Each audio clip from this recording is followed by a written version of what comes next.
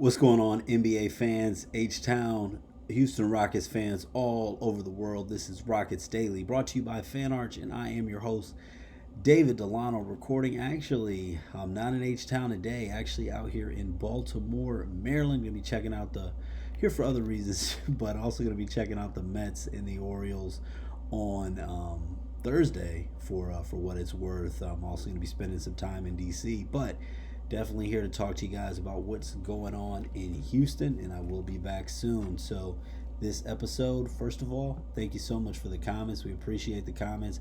Go ahead and subscribe.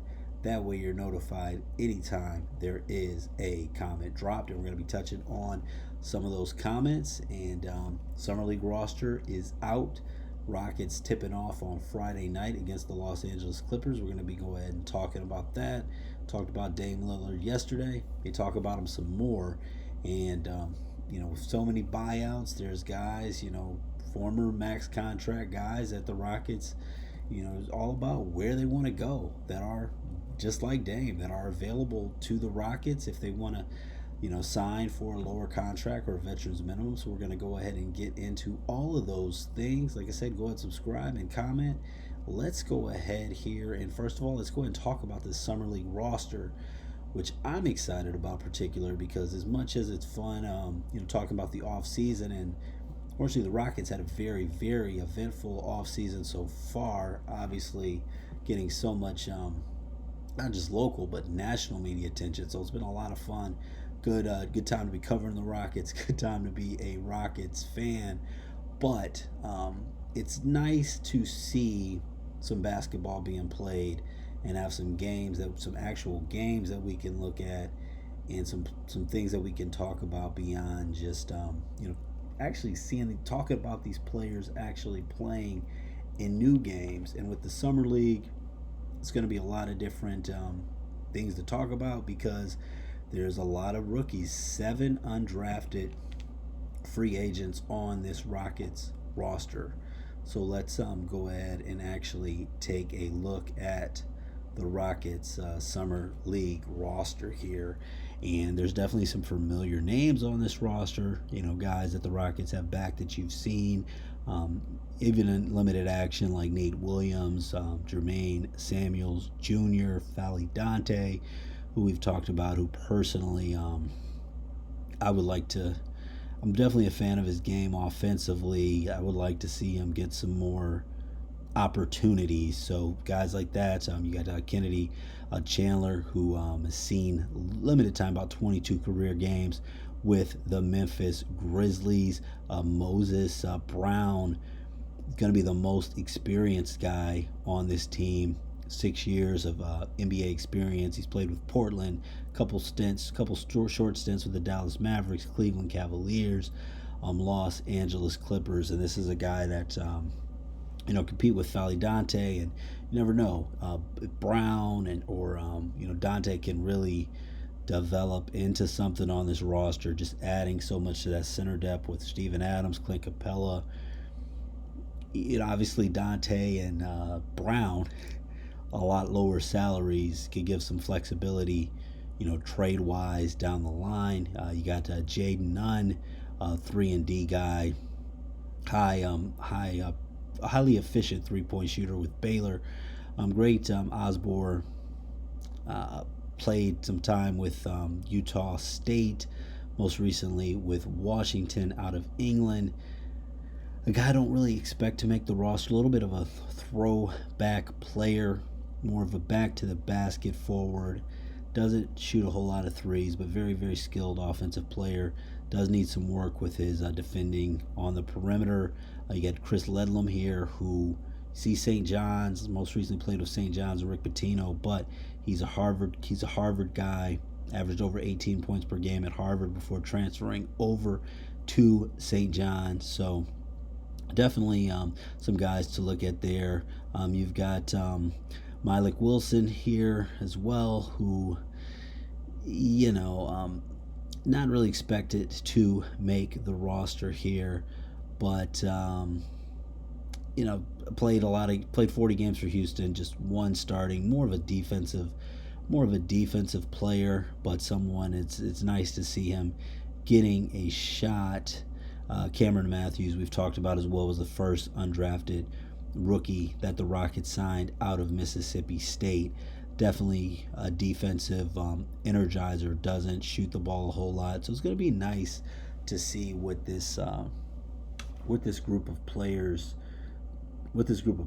does together in the summer league. So let me know what you guys are most excited about. Any guys that you're most excited to see in the summer league that may not be talked about as much. And obviously when it comes to the summer league, probably the most anticipated player, definitely on the Rockets team, one of the most anticipated summer league players, I think, in the NBA, outside of the rookies, outside of the Cooper Flags and the Ace Baileys, of course. But Reed Sheppard, someone who the Rockets are going to be dependent on quite a bit.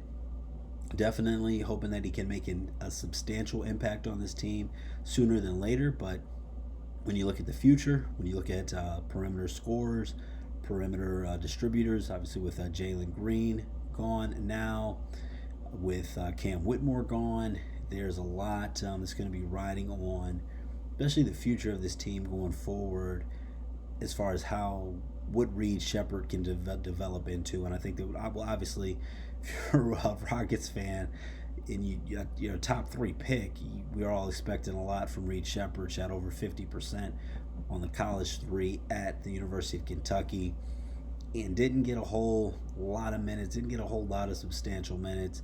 Got some garbage time in the playoffs at times, especially in the playoffs. It was a tough spot for him to go into.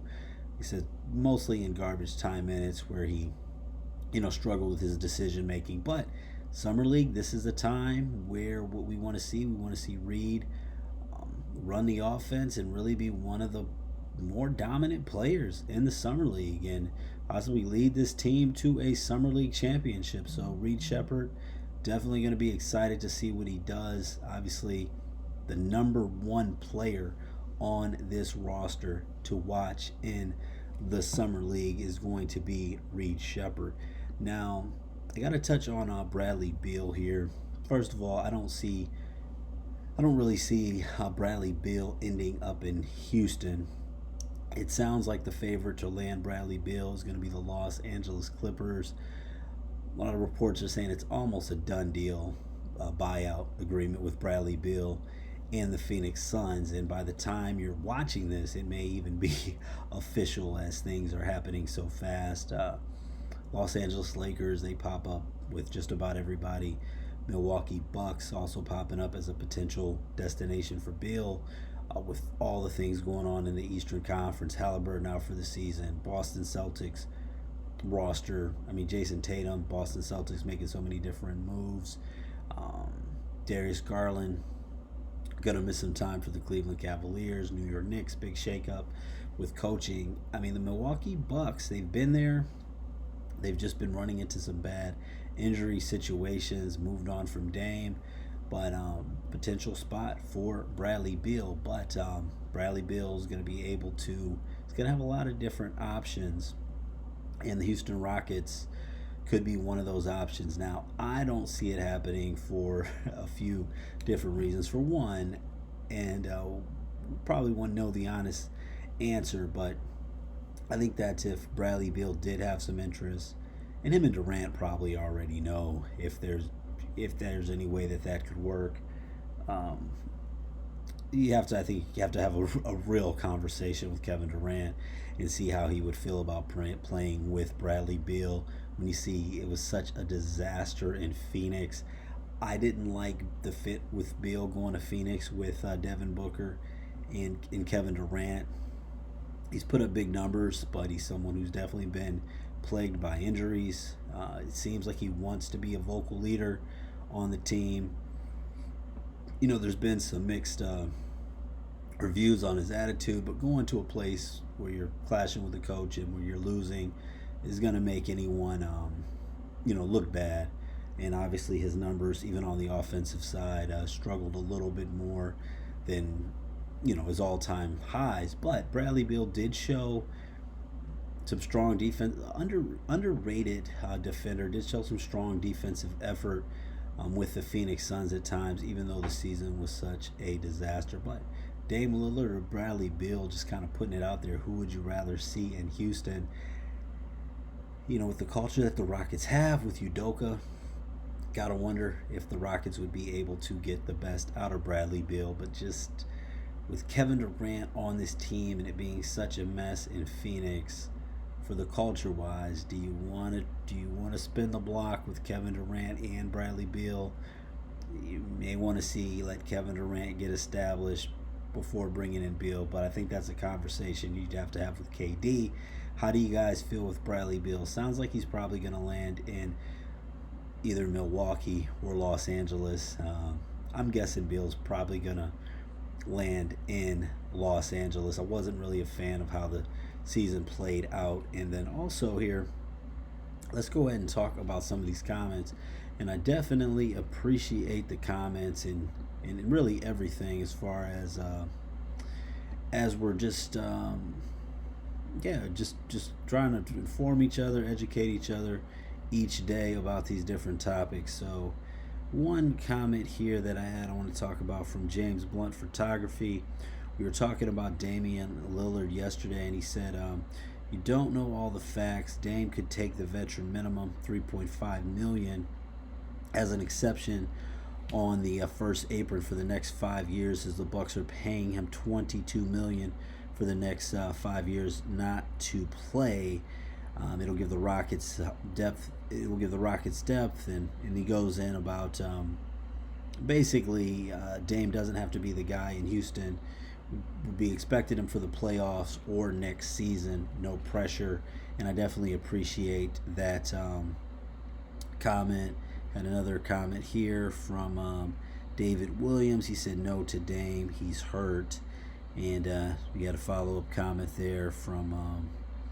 We had a follow-up comment there saying you're crazy not to take Dame, for later in the season, and another comment about Dame. Biggest problem last year was lack of shooting. You want to pass up on one of the the second best shooter in the game. And yeah, I think Dame Lillard, if you can get him for really the minimum, it's hard not to take the shot out there. Dame doesn't have, right or wrong, Dame doesn't have the same reputation, attitude-wise, in a negative way that Bradley Beal has had, and Dame perceived as more of a winner than Bradley Beal. So, and obviously, yeah, I mean, Dame's has had a better career than Bradley Beal, but did have a comment here that says Beal to Houston would be better than Dame. He would actually get to play this year healthy, and Dame would have to wait until the postseason. So that's definitely some things to consider there. Let me know. Like I said, are you even open to Bradley Beal, Dame Lillard, all of that good stuff? So looking forward to the Summer League. Thanks so much for watching. Definitely going to be back tomorrow with even more to talk about. Maybe we'll be talking about Bradley Beal in Houston tomorrow. I doubt it, but thanks so much for watching Rockets Daily. Let me know anybody on that Summer League roster, maybe that you have a personal, fandom of or personal connection with that you're looking forward to that maybe we did not even touch on. Any long shot predictions to make this roster, and what are you expecting to see from Reed Sheppard? Thanks so much for everybody for watching. Make sure to go ahead and like and subscribe, comment. You can follow me on X as well at Get Sports Strong. God bless, and let's have a great day.